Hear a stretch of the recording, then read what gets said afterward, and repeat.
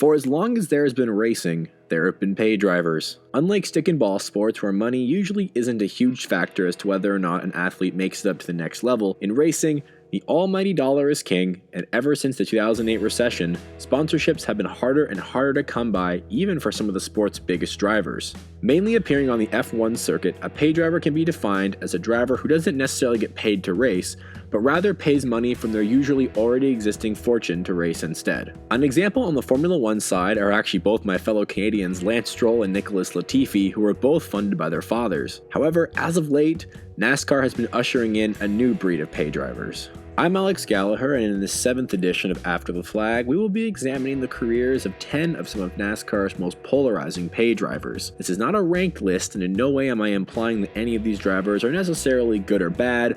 I simply aim to analyze some of the careers. Also, Brendan Jones will not be appearing in this video, as I have already mentioned him in a previous episode, which I will link in the description below. Sit back, strap in, open up your wallets, and without further ado, let's begin. First up on the list, we have one of the most recent pay drivers to grace the Xfinity Series, Riley Herbst. Hailing from Sin City, Herbst comes from a long line of gas station moguls. His family's company, Terrible Herbst, alongside various Coca-Cola energy drink products, have mainly provided the funding for Herbst over his racing career thus far. Running full-time in the ARCA Menards series in both 2017 and 2018, Herbst missed the opening race at Daytona due to age limitations, but quickly found his footing by going to victory lane in only his 7th ARCA Menards series start. Starting 5th, Herbst took the lead from Dalton Sargent on lap 37, just prior to the race's only yellow flag. Leading a grand total of 45 laps during the course of the day in Pocono, Herbst would claim his first checkered flag with a margin of victory of just over 1.7 seconds over Brandon Jones. Riley Herbst has mastered the tricky triangle. 2018 also saw Herbst run in both the Trucks and Xfinity Series, getting an 8th place in his Truck Series debut and a 6th place in his Xfinity Series debut.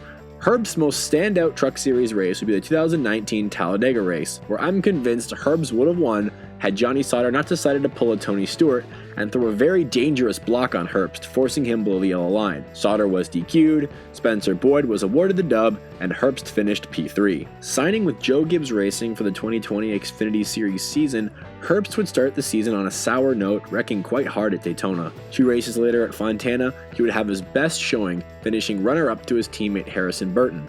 Silencing his haters in the process, Herbst looks to carry on the momentum. Despite it being early in his career, I think Herbst still has a lot of untapped potential. Once he finally gets that first win out of the way, look for Herbst to hit the jackpot and compete for a cup. When it comes to paid drivers, 9 times out of 10 it's usually a driver's father that provides the money. But for former Cup Series driver Matt Tifft, it was actually his mom Vicky who helped Matt achieve his racing dream. Tift's mother founded Clinical RM, a medical research company which helped fund Tift's early career. However, as he continued on, Surface Sunscreen and Tunity would provide a bulk of the sponsorship.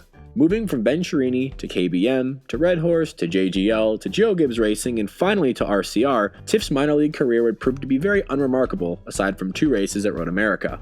For some reason, Matt Tifft excelled at Road America, which given the track's very tough turns is an incredible thing nonetheless. In 2017, Tifft was locked in a fierce battle with underdog Jeremy Clements, coming home 3rd after Clements got loose and spun them both out, coming to the white flag. Clements would win the race, scoring the biggest upset in NASCAR history. A year later, Tifft would score the pole in his brand new RCR Chevrolet. As Matt Tifft is going to come up the hill and for the first time in 2018 win a stage. Playoff point for Tifft. However, despite leading 12 laps, he would finish 2nd in another heartbreaker, this time to Justin Allgaier. Tifft would sign with Front Row Motorsports for his very first ever Cup Series ride in the number 36 Ford. However, his inaugural season would end 4 races short, as Tifft would suffer a seizure the week of Martinsville. Having undergone and survived brain surgery in 2016 to remove a potentially life-threatening tumor, Tifft stepped away from racing after suffering the seizure to focus on his recovery. While it's hard to say if he would have been better if he was healthier, getting to a cup-level ride is still impressive nonetheless. And Matt, I wish you a very, very speedy recovery, and I hope to see you back in the car soon. A common trend with drivers on this list is that all of them have at least won something. and Michael Annett is no exception. The former ice hockey player has had his family's company TMC Transportation as well as Pilot Flying J service centers on his car throughout his entire career, which started in ARCA in 2007. Annett excelled in restrictor plate racing, scoring wins at both Talladega and Daytona in 2007 and 2008. Moving to the Xfinity Series with Germain, Annett struggled. In his first 3 seasons with the team, as well as Rusty Wallace, Annett scored a mere 13 top 10s in 3 years.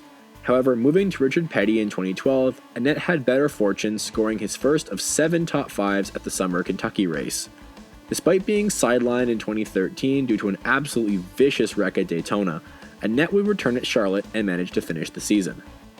Moving to Cup in 2014, Annett's 3 seasons would result in no top 10s or top 5s, and he would be back in the Xfinity Series for 2017 with JR Motorsports. After 2 very quiet seasons in 2017 and 2018, Annett would welcome in 2019 by finally scoring his first win in the Xfinity Series. In the season opening race, Daytona, Annett started 3rd and by the end of the event seemed to be nearly unpassable. In a relatively caution-free race, Annett, as well as teammate Justin Allgaier, managed to lead a 1-2 JR Motorsports charge to the victory. Here they come through the tri-oval. Annett going side to side. He's blocking. Here is the checkered flag. Michael Annett, first career victory. It comes at Daytona.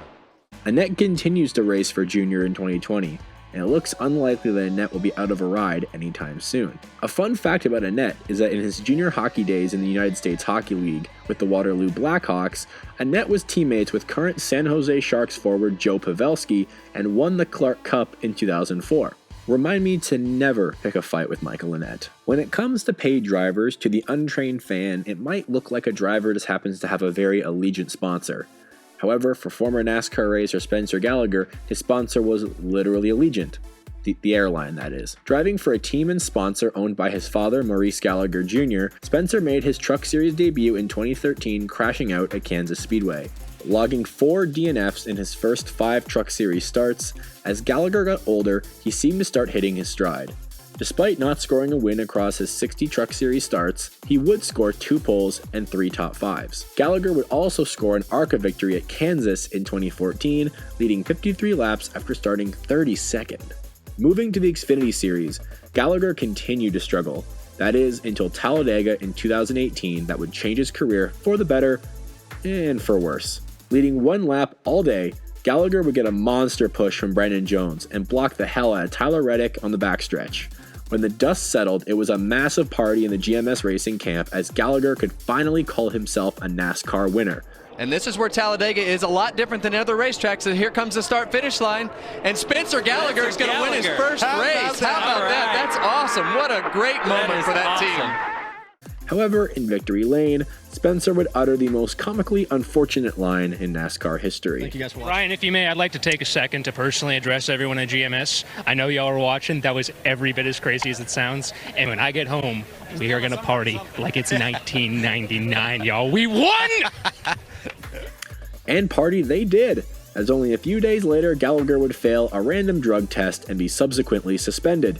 After being reinstated 5 races later, he would run a part-time calendar and a one-off cup race before finally retiring at the end of the 2018 season. Spencer Gallagher was widely known for running mid-pack and occasionally would have spouts of brilliance. However, if Spencer and his dad didn't decide to go racing in 2013, we would not have the 4-truck mega team that GMS Racing has grown into over the years.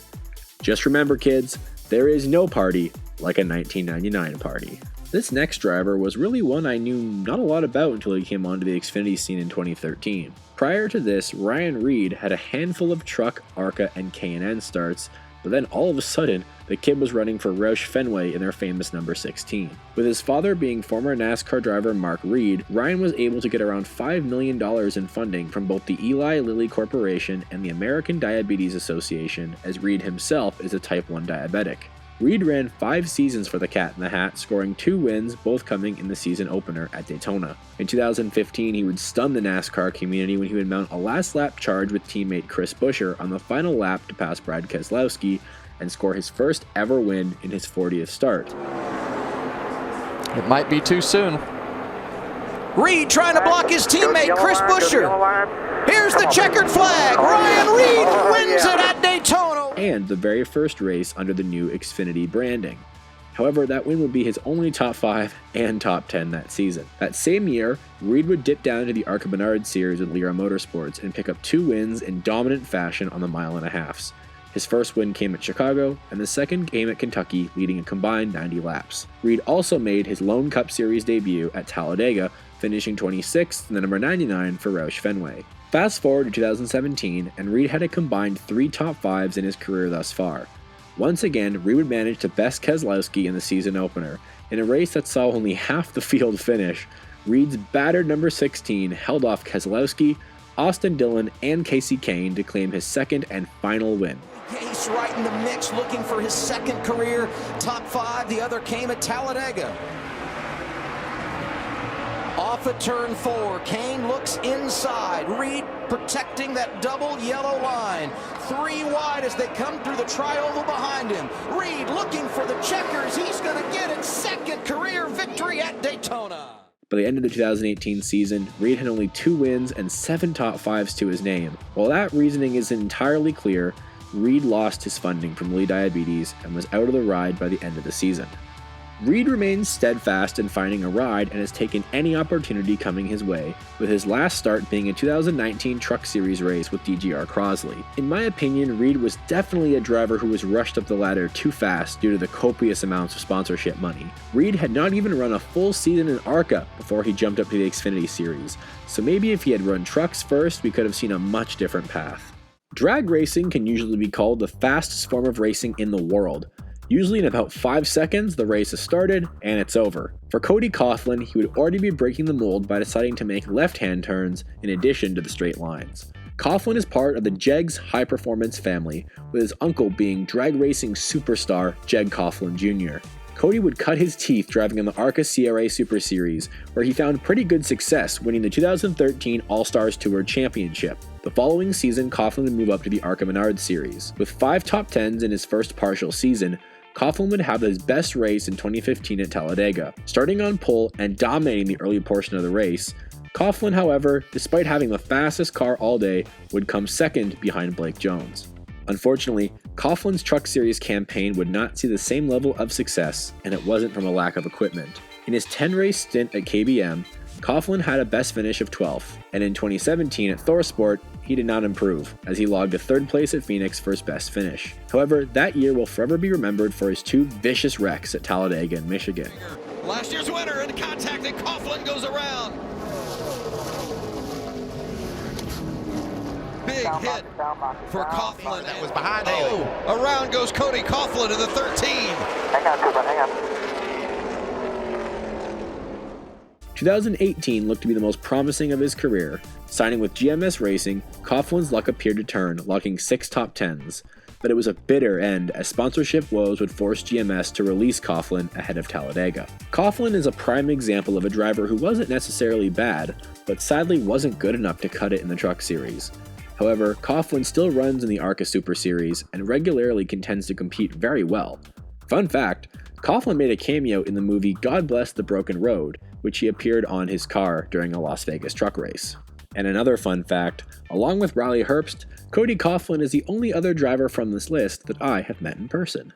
Arguably the most successful driver out of any on this list, Brendan Gaughan's career has been eventful to say the least. The 3rd Las Vegas native to appear on this list, Gaughan comes from a line of Las Vegas royalty, as his grandfather Jackie was one of the founding pioneers of the casino scene in Sin City. Gaughan's sponsorship of his famous number 62 is usually his family's hotel, the South Point. A former off-road star, Gaughan started competitively running in the Truck Series in 2002 for a team sponsored by another casino, the Orleans. Winning his first 2 NASCAR races by sweeping the 2002 truck races at Texas, Gaughan would come into the 2003 season as a favorite to win the title.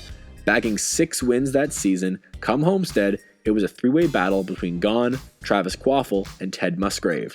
And the 2003 finale would go down as one of the most controversial races in Truck Series history. Musgrave's owner Jimmy Smith would field a few extra trucks in hope that they could help Musgrave's chances.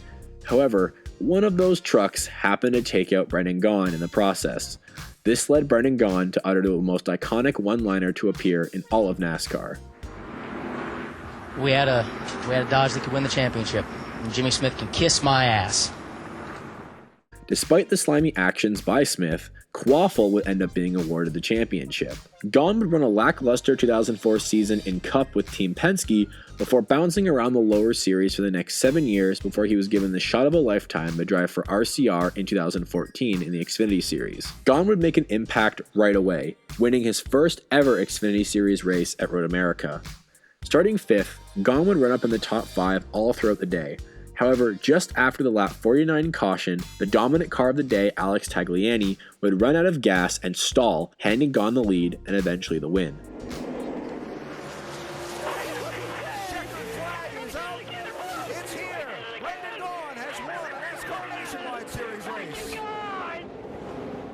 He would follow that up a few weeks later at Kentucky, where he took the number 62 to the lead, soaring by Chase Elliott, leading the final 6 laps en route to his second and final career Xfinity Series win.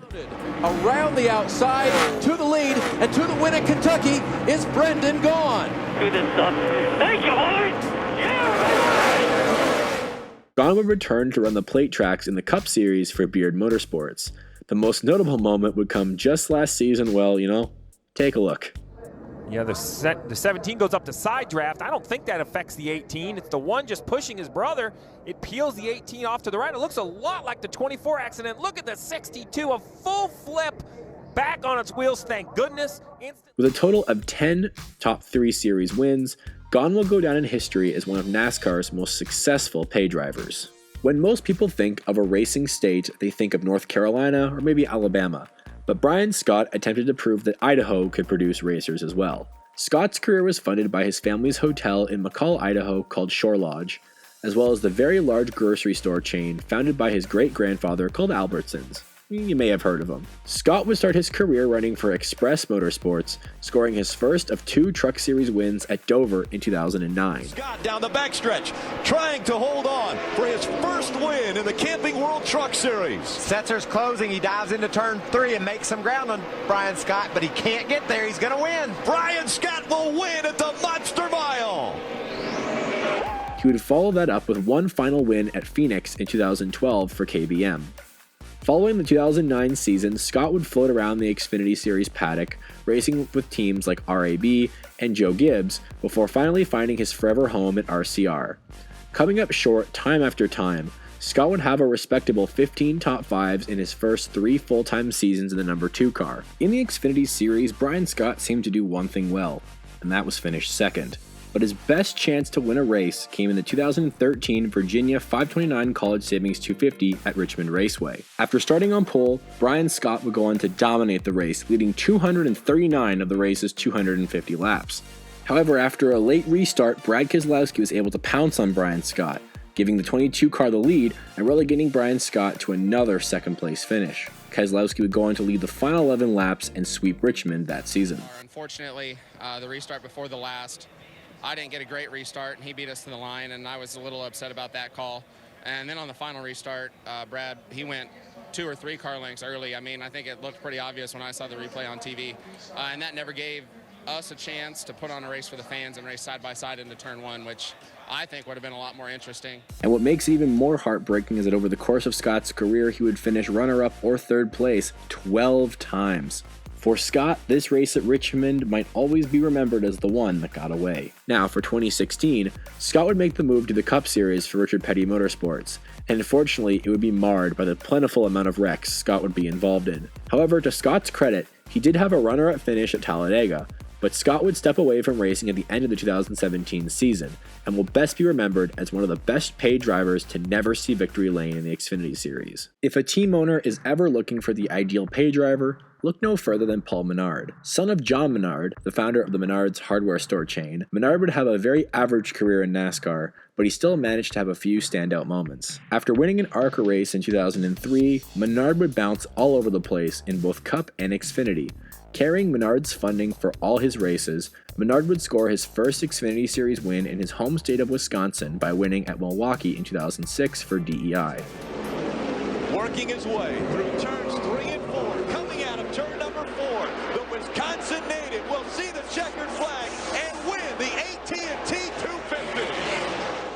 He would also add 2 more Xfinity Series wins for RCR, with one coming at Richmond and the other coming at his other home track at Road America. Menard's family was big on IndyCar racing, with his dad's lifelong dream being a win at Indianapolis. In 2011, the Menards would finally see a win at the most famous racetrack in North America, and it would be a Menard seeing the checkered flag. Starting 15th, Menard would be solid all race long before a clever pit call would set up a final laps battle with Jamie McMurray and Jeff Gordon. Menard would manage to hold off all who opposed, and in a Disney Channel-like ending, he would score his first win at a track that was so near and dear to his family. Paul Menard, his family with such a long racing history at Indianapolis, they'll kiss the bricks together now. Paul Menard wins the Brickyard 400. As mentioned before, Menard is considered one of NASCAR's most ideal pay drivers, with nearly 10 teams across all 3 divisions requesting Menard's services. At any time, a team owner can find a guy who always pays the bills and 9 times out of 10 brings the car home clean. That's pretty much a diamond in the rough. Now, in order to fully complete this list, I must mention NASCAR's most polarizing pay driver, the Chicken Man himself, John Wes Townley. With funding coming from his dad's company Zaxby's, Townley's tumultuous career would begin in 2008. Townley made an impact in a rather unfortunate way, tearing up race car after race car. Townley would nearly go 4 years before scoring his first top 10 in any division, scoring a Truck Series top 10 at Pocono in 2012.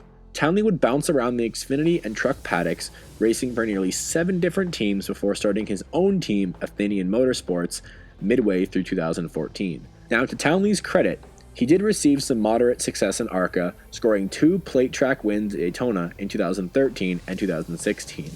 He was also known for this interesting fight between himself and Spencer Gallagher at Gateway. But in the trucks, the chickens would finally come home to roost in the 2015 Fall Vegas race. Gambling on fuel mileage, Townley led on and off before nabbing the lead from Matt Crafton with 5 to go. With the entire NASCAR world cheering him on, Townley would coast across the line for his first and only NASCAR win before he retired in 2016. Here he comes. I think Can they get him at the line? John Wes Townley, career win number 1. Yes. Who is your favorite pay driver in NASCAR? If you think I missed any, leave me a comment with some drivers and I might just make a part 2. Thank you all so much for watching the 7th edition of After the Flag. I hope all my viewers are staying safe and healthy in a very bizarre time to be alive. If you liked this video, don't be afraid to like, comment, and subscribe, and also share the video as it really does help me get my name out there and helps grow the channel. And before I sign off, I also want to extend a huge thank you to all the frontline workers who are working tirelessly in the face of this virus. Thank you all so much for watching, and I hope to see you again in my next video.